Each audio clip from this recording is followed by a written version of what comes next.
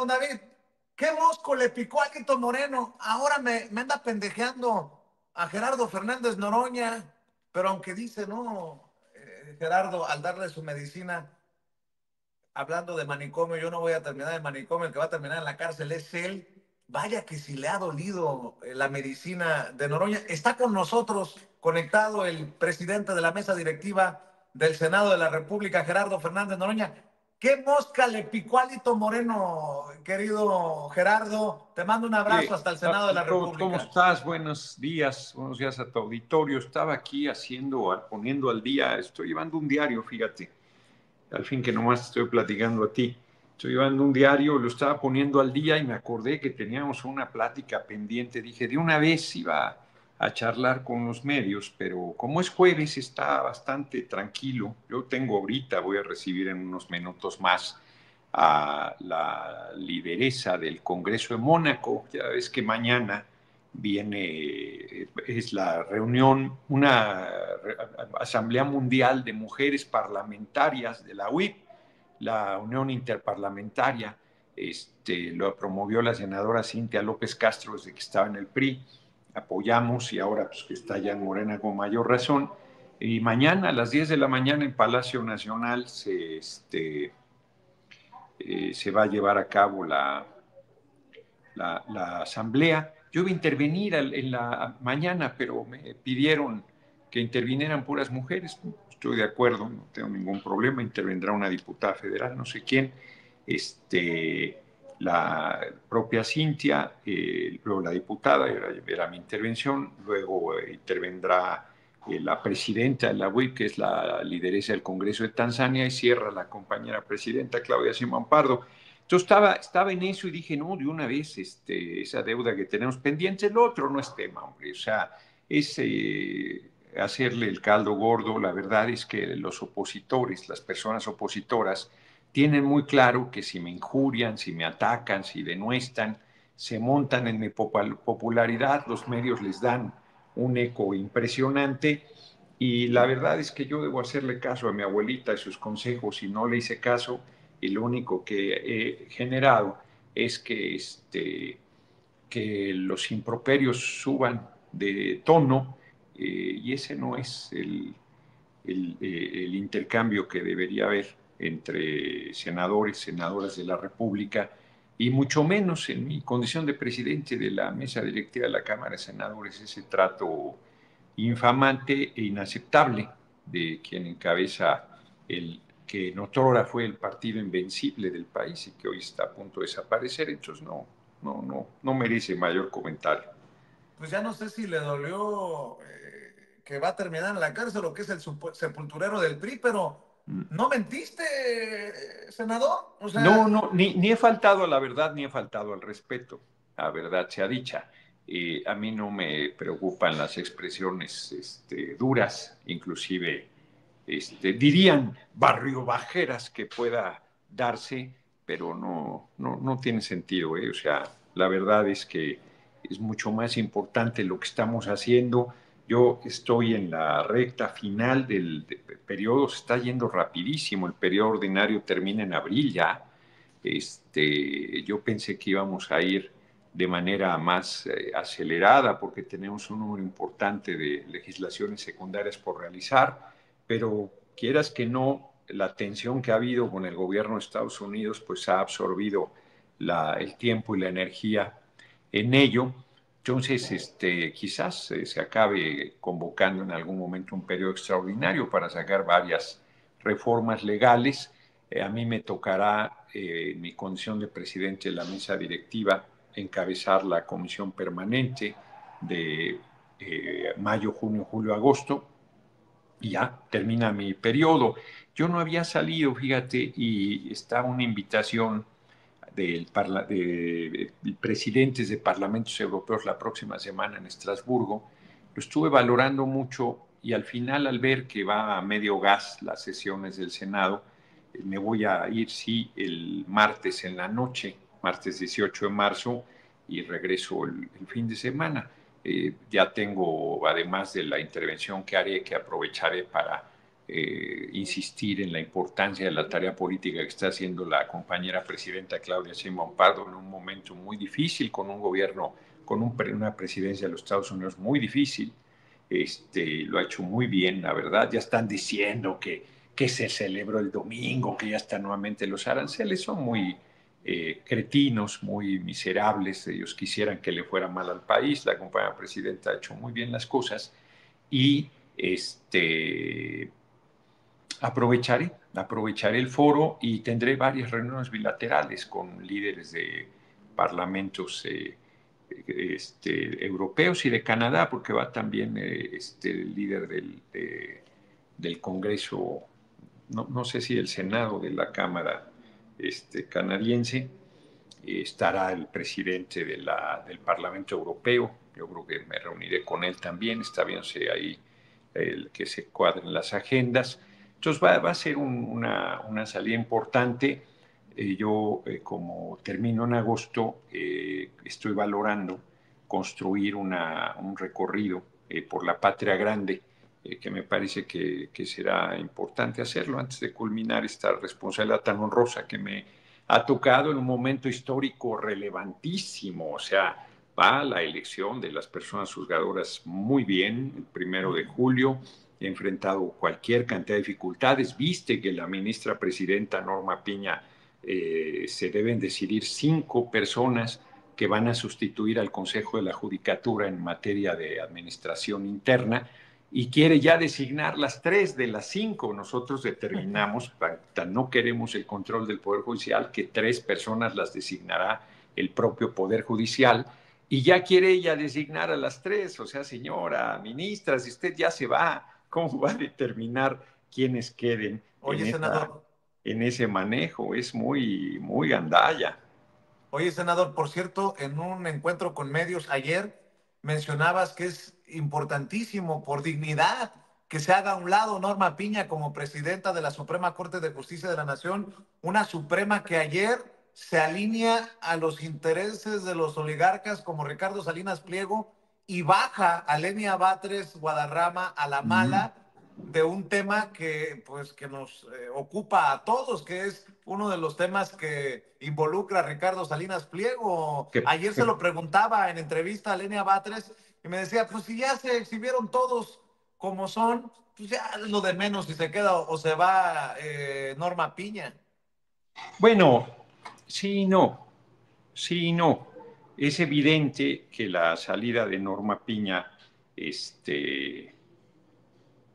pudiera parecer insustancial, pero bueno, lo que le pasó a Lenia Batres ayer acredita que no es insustancial, que sigue liderando a pesar del desastrosa conducción política que ha tenido de la Corte, que los ha llevado al precipicio, tan en caída libre, sigue haciendo daño. A ver, la decisión de ayer, a mí me extraña si eso comentó mi compañera ministra de la Corte de Lenia Batres, pues tan hace daño que ayer no se le permitió participar en un tema que tiene legítimo derecho, porque si ella dice debe pagar sus impuestos, esa no es una actitud parcial, eso es lo que dice la ley, que debe pagar sus impuestos, Salinas Pliego, y si tú le dices que debe pagar sus impuestos, creo que si le dijeras una mentada se indignaría menos.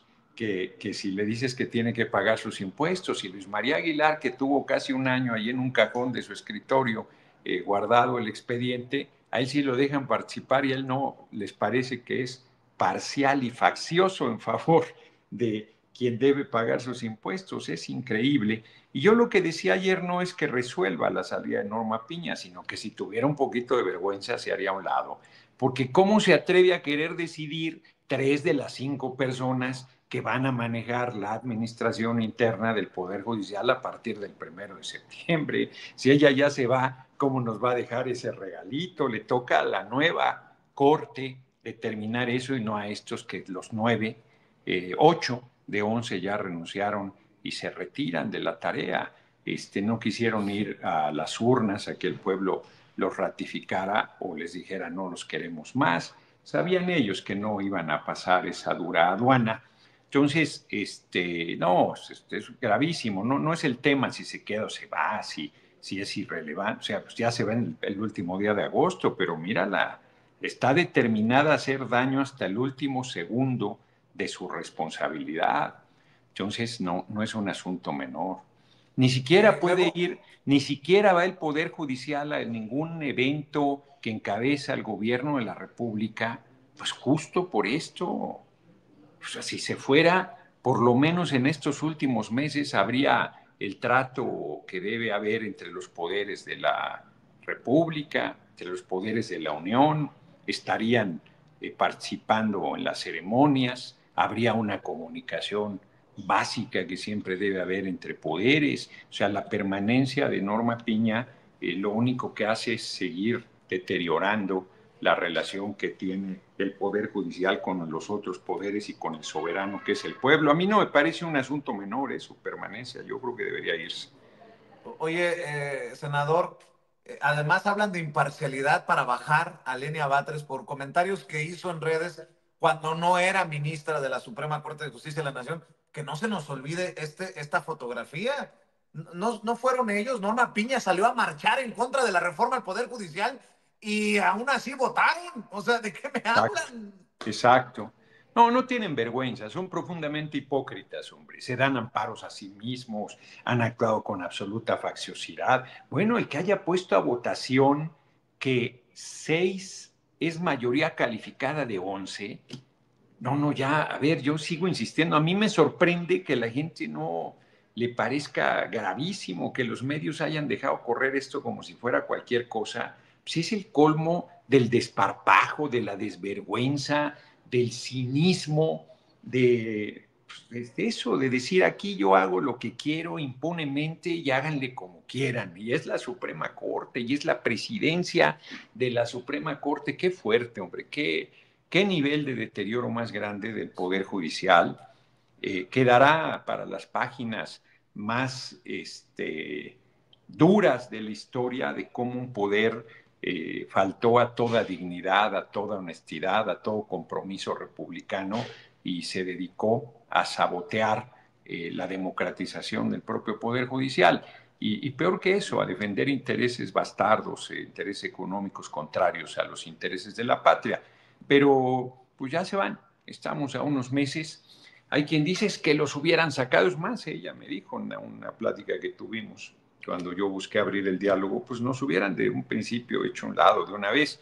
Y sí, suena bien, pero si así han dicho que queremos someter al Poder Judicial, que queremos su control, que estamos pasando por encima de unos poderes de la República, lo cual es todo absolutamente falso, imagínate si hubiéramos quitado, porque además la gente se olvida, dice un cedillazo y se le olvida que Cedillo, siendo presidente de la República, no los quitó porque le dio la gana. O sea, digo, sí, porque le dio la gana, pero siguió el procedimiento constitucional, que era presentar una reforma constitucional que fue aprobada en tiempo récord, en menos un mes, para quitar a los 26 ministros y que quedaran 11 y los puso a dedo, porque el Senado es quien elige por 2/3 a los ministros, ministras de la Corte hasta este momento. A partir del 1 de junio ya no será así.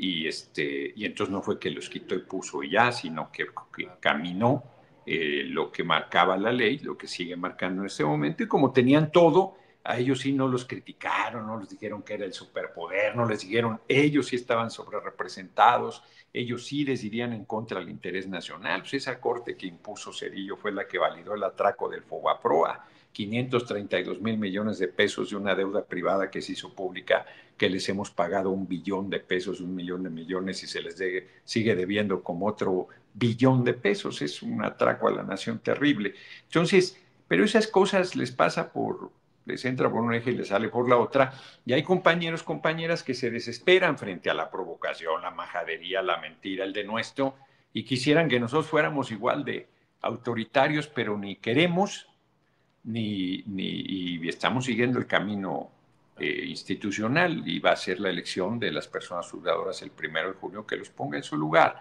Y la gente debemos relajarnos, todos, yo incluido, recordando que el castigo mayor que pueden tener es que en las elecciones pues se deje de votar por ellos. La compañera presidenta, antes del último acuerdo con el presidente Trump ya traía el 85% de respaldo popular. Yo creo que a estas alturas va a llegar al 95%.